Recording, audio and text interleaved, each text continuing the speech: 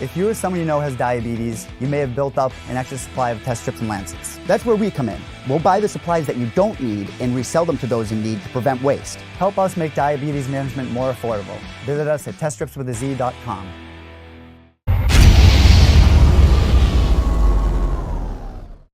All right, joining me right now, and back on the old show, we did this from time to time. Carpool Conversations is back. I'm on the road. UFC 236 coming up on Saturday. The main event for this card is absolutely incredible. It's for the interim UFC lightweight title. Features the featherweight champion Max Holloway taking on my guest at this time. What a run this best for this man in one of the deepest divisions in our sport, and getting this very well deserved for Dustin Poirier. Dustin, how are you?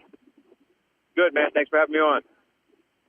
Absolutely. So we're a little over 48 hours away from the big fight. You and Max card is essentially over. You're still going to compete and everything, but now it's time to almost get in there and have some fun.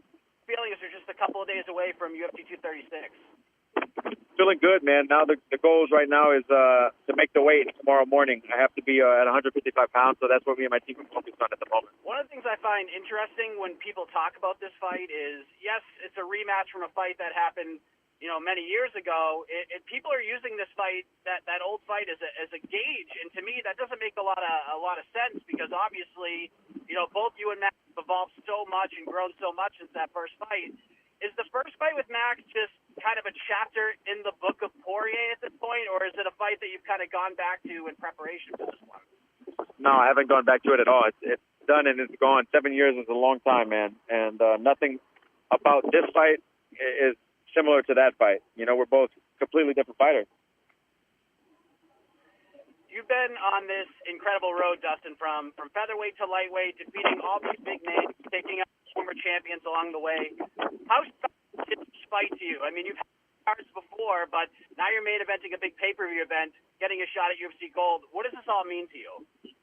It means everything to me, man. I've been fighting for 12 years, and this is the fruit of my labor. I've been putting in a lot of work and learning a lot of lessons.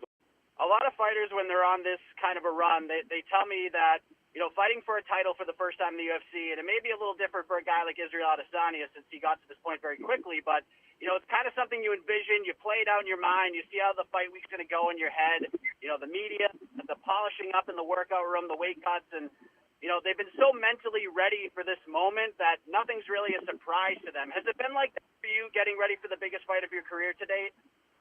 Yeah, I feel awkward calm about it. I've been here so many times. This is my 23rd fight in the UFC. It's just another fight, and that's what I'm telling myself all fight week. I don't want to blow it out of proportion or make it bigger than it is.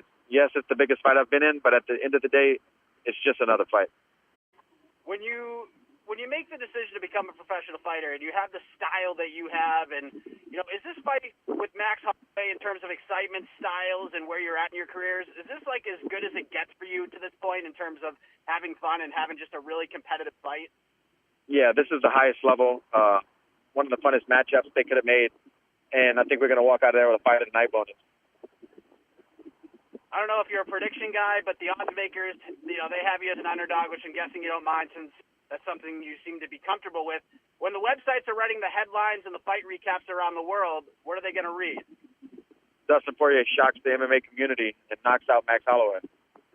I like it, man. And I'm sure you've been asked about the state of the lightweight division ad nauseum and what could be next in the future. So I wanted to wrap up with something a little bit different. And this is one of the reasons I was excited to talk to you, because I love the fact that you take the time as a professional athlete to raise money for worthy causes. We've seen in the past how you've raised money auctioning off your fight kit, and you're doing that, keeping with the tradition. You're doing it again for this one. So for those who may not be aware, fill everyone in and let them know how we can all help. You can check out the next goal me and my wife set with our nonprofit, The Good Fight Foundation. You can go to www.thegoodfightgroup.com, and we have some information about this next goal listed there. But we're building a children's playground for disabled children in Lafayette, Louisiana, and I'm really excited to get that accomplished, man. That's great, man. And we kept it about 6-7 minutes. That's very professional on our part, and I want to thank you for the time. Dustin Poirier joining us on the program, getting ready to headline UFC 236 this Saturday in the ATL against Max Holloway, and just an incredible piece of matchmaking. Dustin, thank you for the time. All the best to you on Saturday night. Thank you so much, guys.